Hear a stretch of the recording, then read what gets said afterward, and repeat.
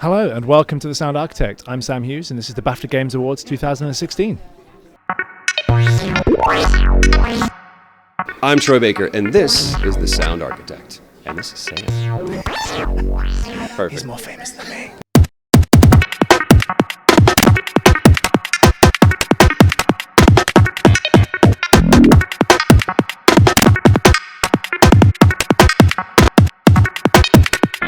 Hi, I'm Sam Hughes from The Sound Architect, and I'm here at the BAFTA Games Awards with the amazing Troy Baker. Thanks for joining us. Oh, the amazing Troy Baker The amazing. Here too? Yeah, some magic, I was just right? the mediocre one. I think the amazing one. Oh, okay, hang on. Go. Hi, I'm the amazing Troy Baker.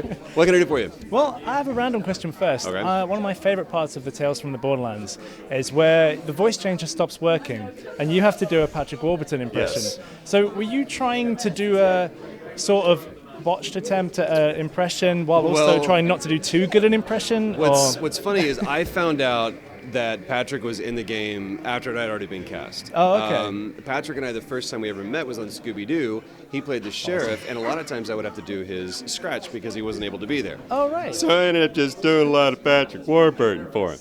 Patrick and I have become friends, and every time I do that voice, he goes, I don't know who that is. That's not my voice. I'm like, it really is. So when we recorded all those lines of Vasquez, or Reese being Vasquez, we had to pick them up twice because it kept getting kicked back from the audio department going, no, this is supposed to be Troy. It's not supposed to be Patrick. They're like, that is Troy. It's like, it's too good. So we actually had to scale it back and make it a lot more of this. So it was one of my favorite things to do. And Patrick, fortunately he's got a good sense of humor about himself. He was like, you did a good job. Excellent. So there's been a lot of fantastic nominations tonight. Tonight's amazing, yeah. Any favorites for you?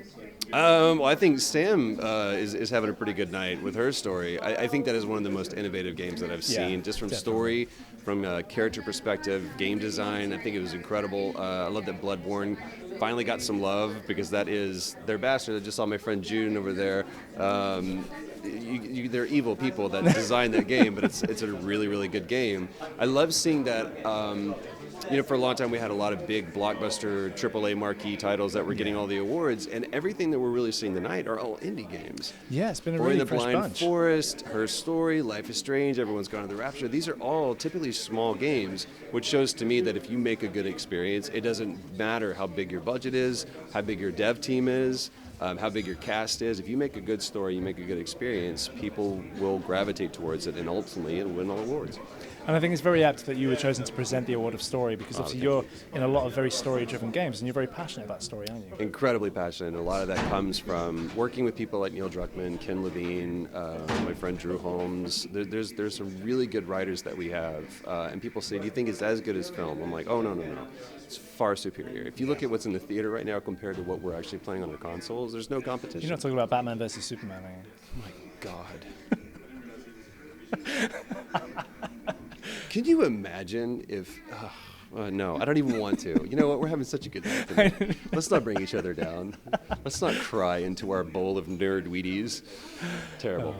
Amazing. Well, thanks again for taking the time to speak to us. Thank you so much.